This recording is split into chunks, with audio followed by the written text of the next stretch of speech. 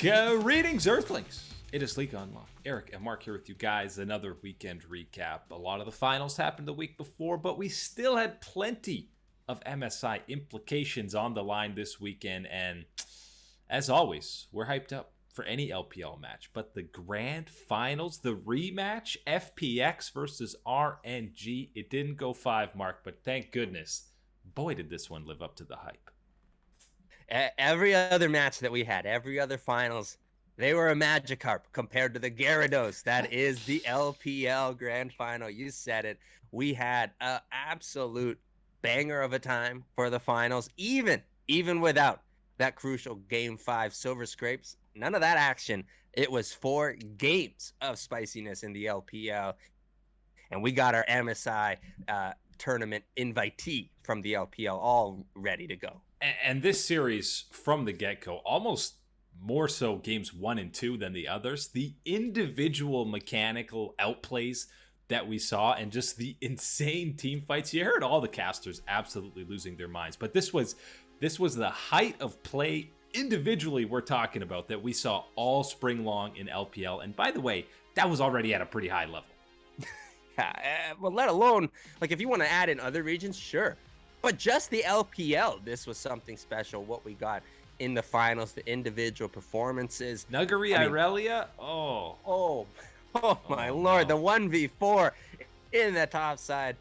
Insanity from your boy Nuguri and what he was able to, proving why he's got himself the Raccoon World Championship skin with Damn One Gaming. Yes, this was the finals that you wanted to be watching. There was a lot of pop-off moments. But it's the RNG Championship of Spring heading towards MSI for the LPL. And the bounce back from RNG was pretty incredible because after Game 1, you saw Nuguri perform so incredibly well on that Irelia. Game 2, they let him get it again, and he gets an even bigger early lead. He has that 1v4 you're talking about. He's smashing that top lane matchup, and RNG pull it back. Credit to them and Xiaohu, who, let's face it, he was getting dumpstered through the first game and a half, but he bounces back in that game 2 to not only be relevant, but play a key role in them getting back into the game. And I think this is something very positive for the RNG faithful looking forward, is recognizing that, you know what, yes, with all the positives that have been there for Xiaohu, you're still going to come up into matchups like a Nuguri, where you might get spanked, you might get slapped, absolutely dumpstered. But Xiaohu was still there. He was still working through the game, making sure that he was going to have the items needed and the impact needed in the team fights later in the game, and he absolutely was there. He's been playing with Uzi for so many years. He's used to being the weak side, the forgotten about, the beat down player on the squad. Him getting all this jungle attention earlier in spring was, well, something he had to adjust to. Yeah, usually handing things off to Mr. Uzi, and, well, might be a second Mr. Uzi for RNG if he's able to handle weak side the way he did. And you see the performances on the bottom side from Gala and Ming. Absolutely, you'd be thinking, well, wait, let's get some resources down to the bottom side. Yeah, that's absolutely the story of how this series changed, especially in games 3 and 4. The biggest difference, Nuguri was styling through 2. I'll give him 2.5 of the games in this series. But the biggest difference and the biggest gap was absolutely the bot lane, and it's for RNG. Gala, the best day, the best series that he's had in his career, and LWX, level 2 in game 3. I have never seen a professional player cancel that many auto attacks in a row in the level 2, 2v2. I don't know what happened there. I've never seen a professional player do that. The only time I've ever seen anybody do that is when I've been playing games with people that are just picking up League of Legends. They'll make that type of mistake of canceling the auto. And to do that many times on the biggest stage that you've got of the LPL finals, that one stings for a world champion in LWX, and especially how we've been hyping them up and talking about when FPX are at their most lethal. It's when LWX is there with the damage, when he's the one making the plays as well alongside everybody else.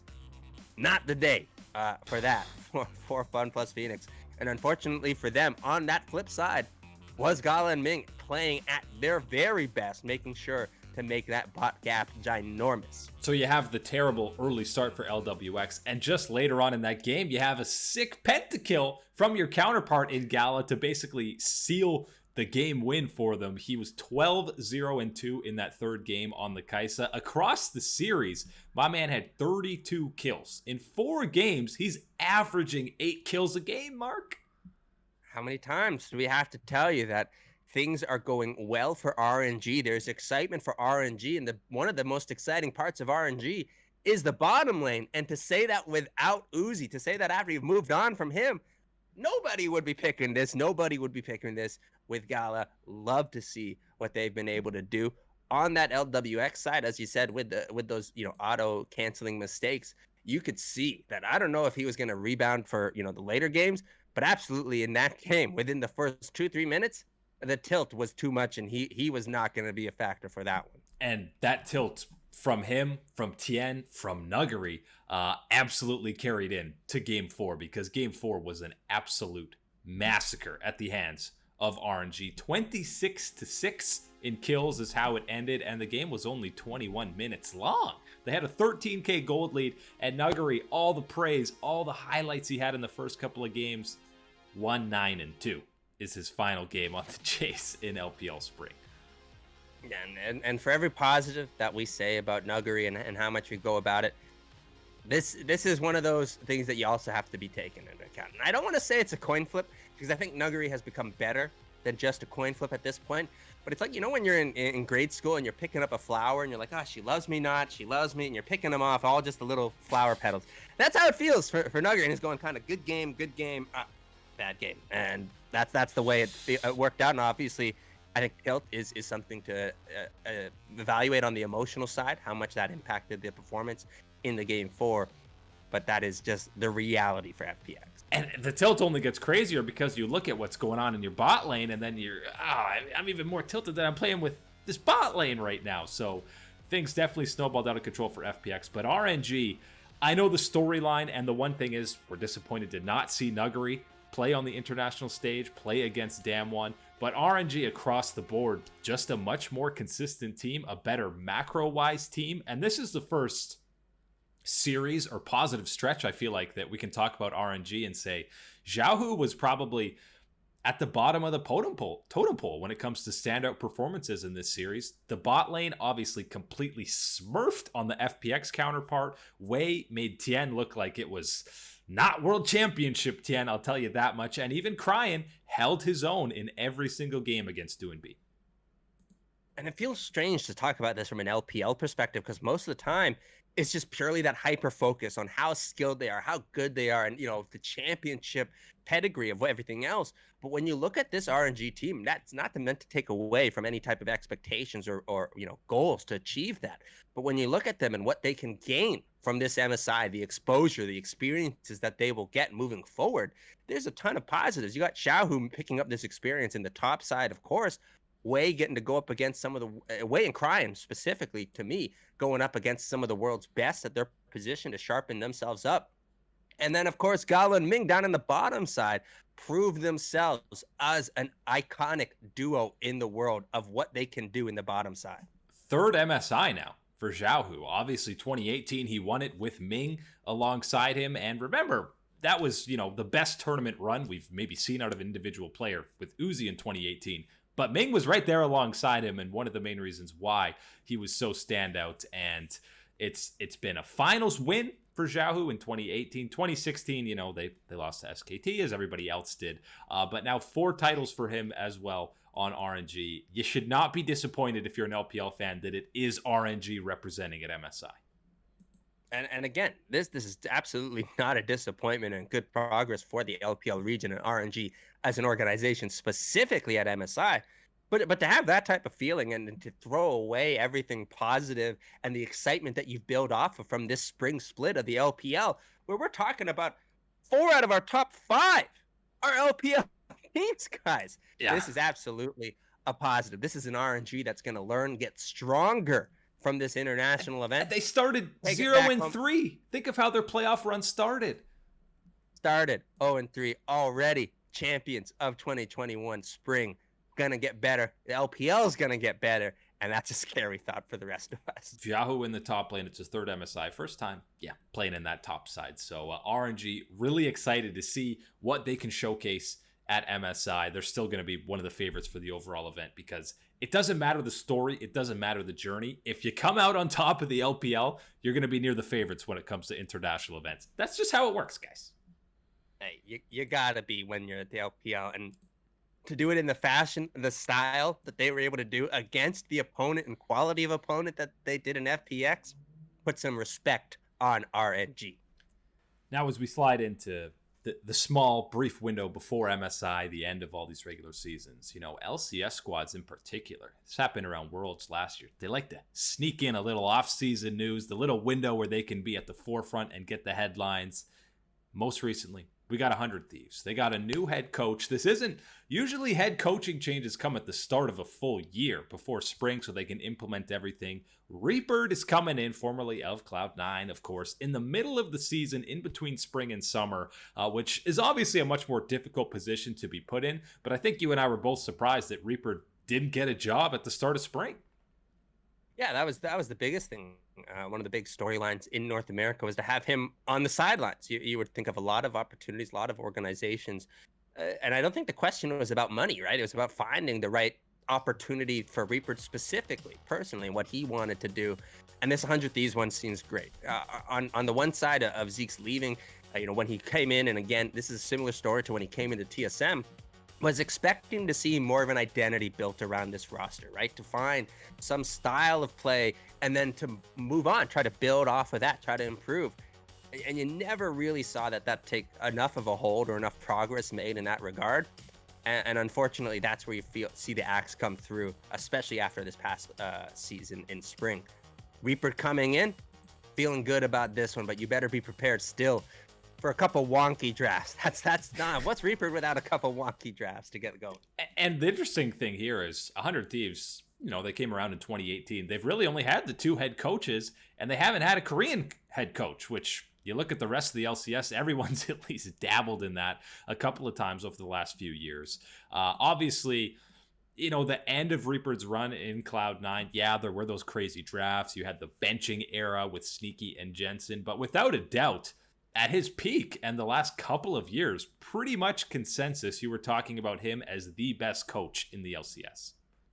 And one of the things that I want to pay attention to at this point is looking through the history of some of his players and what they've done, and specifically in a position, is the top lane. When you talk about 100 Thieves, how can you not talk about Someday and what type of performance you're going to get from him and the mileage that you get out of that individual performance and that import? When you're looking at what Reaper has done, who he's been with and how they've played, he's had top of the table top laners. They've all performed near the absolute excellency that we've had in the LCS, if you want to call it that, for top lane play. That's what he's had with guys like Impact and Licorice during his time on Cloud9. That's not this past split from Someday. That was not the level of performance that we gotten, or let alone what 100 Thieves would want or deem acceptable. Need to get better, and I expect that Reaper can be an avenue to unlock some more consistency and stronger performances in general from Someday. And a lot of the players still relatively inexperienced on the big stage when you're talking about this 100 Thieves roster. DeMonte, Rioma, I know they've been to Worlds, at least DeMonte, and Closer has some TCL experience, but that kind of a roster is where we see the absolute potential be unlocked when they have somebody like Reaper at the helm. So excited to see some changes come in for 100 Thieves when summer does roll around. Plenty of other finals on the weekend. It's not the big leagues, but we got the rest of the MSI group stage figured out.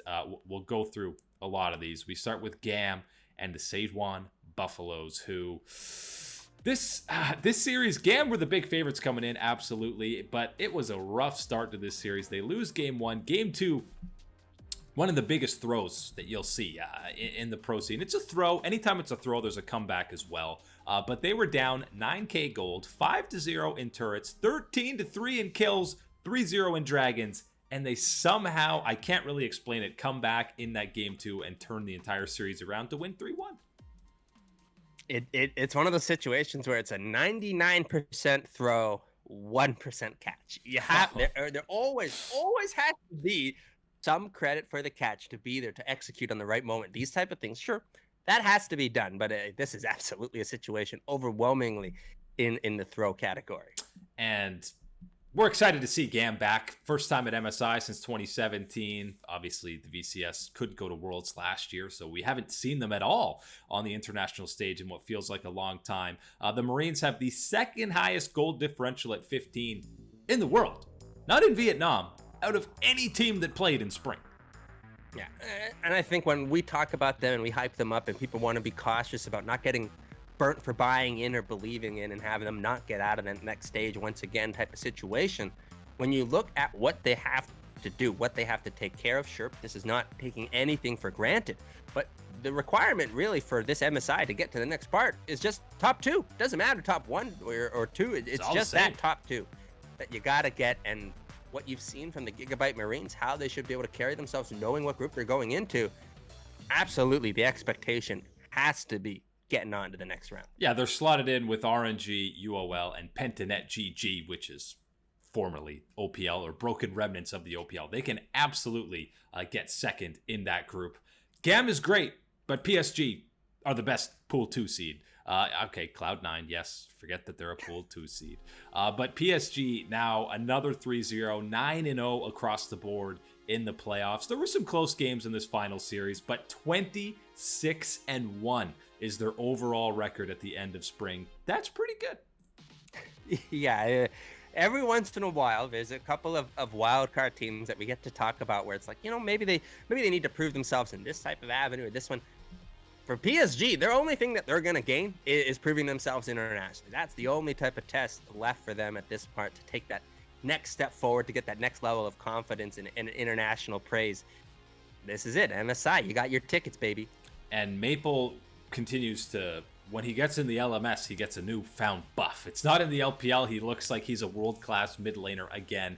They have the highest team KDA on the entire planet. Again, it's not just within the LMS. It's almost a full 1.0 higher than the second place team at 2.83. So guys, that's a huge gap. They completely annihilated the entire season. There's going to be a lot of expectation. They should be favorites for second, maybe even first over Mad Lions in that group when MSI does get rolling. The other minor regions, we know some of the biggest fan bases. This was annihilating some Twitch numbers over the weekend. The finals, Pain Gaming versus Vorax, and Pain, they complete the run. The 5th seed coming into playoffs in the CBLOL playoffs, and they complete it 9-6 or 9-5 overall in playoffs. They needed 2 best of 5s to go to game 5 and 3-1 in the finals. But BRTT, at 30 years young, is returning to the international stage. Hey, gotta keep something going for a couple of us esports boomers to feel good about seeing some of the guys that were in the scene when we started watching League of Legends. The RTT has always been there. No matter when you started watching League of Legends, he's pretty much always been there to be. And he's playing Jinx. They're building comps around him still. Hey, his skills, they're absolutely still there as a premier bottom laner. He is gonna be making sure to be causing some headaches at MSI. Look out for that Draven. I'm telling you right now, that is absolutely going to either get a ban or it's going to make an appearance and make people wish that it was banned out. And now I don't think a lot of people aren't expecting them to get out of this group because it is the hardest group with Mad Lions and PSG. But remember, Tin Owns is on this roster. Let's take you back to 2014 Worlds. Tin Owns Ari versus Alliance. Everyone on Alliance, that roster is retired now. Tin Owns is still playing and going back to MSI. And he's pulling off plays similar to that, yeah. Man. That's the scary thing. I think for a lot of European fans looking back at that memory, that upset, this group, absolutely, you have to be counting the odds against a squad like this and what Pain could be doing. But still, as you said, with Mad Lions and with PSG, the expectation is this is going to be dirty. This is going to be a bloody group. There's going to be wins all across the board. Things are going to get feisty. Best of one, guys. Anything can happen. And for a squad like Pain, that's exactly what you want to get a chance to move on to the next round. Yeah, so don't be sleeping on Brazil. Upsets can happen pretty much anywhere across the board. The LCL, you had the Unicorns versus a Crow Crowd. And Unicorns, they weren't the 5th seed, but they were the 4 seed. And even though they were that lower level coming into playoffs, because of the pedigree they've set within their region, I think a lot of people were still still expecting them to make some noise and almost be the favorites. That's why they weren't picked by the top seed to face against them. And they took down Gambit 3-1. They win in the finals 3-1. This is now the third straight international event that they've been to. And really, it's the fourth straight for this core when you go back to when they were on Vegas Squadron in 2019 MSI, because Boss, Ananasik, Nomans, and Santis, they're all still here. Yeah, and I'm telling you right now, Nomans, that's the name. He's going to be making sure to be picking up some headlines at MSI, the form that he's got right now, the champions that will be in. It's going to be good. He trained against Chovy and Knight at Worlds. Any group he's in for MSI is easy. Hey, man, it's just like going through his bronze promos at this point. We love you, Humanoid, but Chovy and Knight, man. I'm sorry. He's literally been in a hyperbolic time chamber of mid laners to get through. And Unicorns slotted in that Group A. Maybe they could make some noise and beat GAM as that number 2 seed, but they're definitely going to be the 2 favorites for that spot. Pentanet.gg. Sorry, guys. Not giving you a huge chance to get out of that group. It's coming down to those 2. The OPL's hope has got to be on your boy Fudge. It's not on your team. It's on Fudge, right? Let's get that right. Let's the get remnants some Fudge support going. Scattered across the LCS is unfortunately probably where the main OPL fans are cheering. Last final to get to, the TCL, the Istanbul Wildcats versus Fenerbahce. And the Wildcats, they won last spring, so they were denied a chance at MSI. They got some redemption now, and we talked about guys like Tin Owns and BRTT returning to the international stage. Holy Phoenix, AD carry on the Wildcats. This is another guy who's been around since 2014 on Dark Passage. We're going to get a BRTT Holy Phoenix matchup in the bottom lane. What year is it, man? Hey, man, wheel me out of my room at the retirement home. I'm ready to watch that matchup when it rolls around. When you talk about the Istanbul Wildcats and what they were able to do in the finals and the type of form that they showed, as we've talked about this group, and I've provided reasons why there should be some confidence and pride for the European region in the Mad Lions. We just talked about BRTT and Pain and what they can do and the upsets that can happen. Already hyped up PSG and how good they are and what they want to prove. And the Istanbul Wildcats certainly provided enough this past weekend that that, again, it's going to be a feisty group. Yeah, it's definitely the toughest group when you're talking about this first round of MSI, because even Pain as that 4 seed, as we said, has a potential to maybe steal an upset. And PSG, that number 2 seed, is as close to the number 1, more so than any groups. Yeah, Cloud9, you're not quite as close to Damn 1 as PSG is to Mad Lions. Sorry, boys. Nah, hey, look, we might be pulling off the Freddie Brion, the bro upset, but yeah, absolutely not at equal terms at all. No, and so Group B is definitely the one to watch. All these groups are exciting. I like this new format for MSI. We got the 12 teams here. Top 2, it doesn't really matter if you're first or second, because it's just you're advancing as the top 6, and then it's going to be the normal MSI format to play out. Yeah, and especially when you're looking at this one and the way the changes have been compared to past years of MSI, I absolutely think that this is going to provide us more fireworks. The way it is set up, the way these groups are, knowing how these teams are, and the meta that we'll be going in through. Absolutely. Bring on the volcano eruption. Let the full previews begin as the week will expand. But that's it today for League Unlock. Eric and Mark here with you guys as always. Thanks for hanging, and we'll catch you on the flippity flip.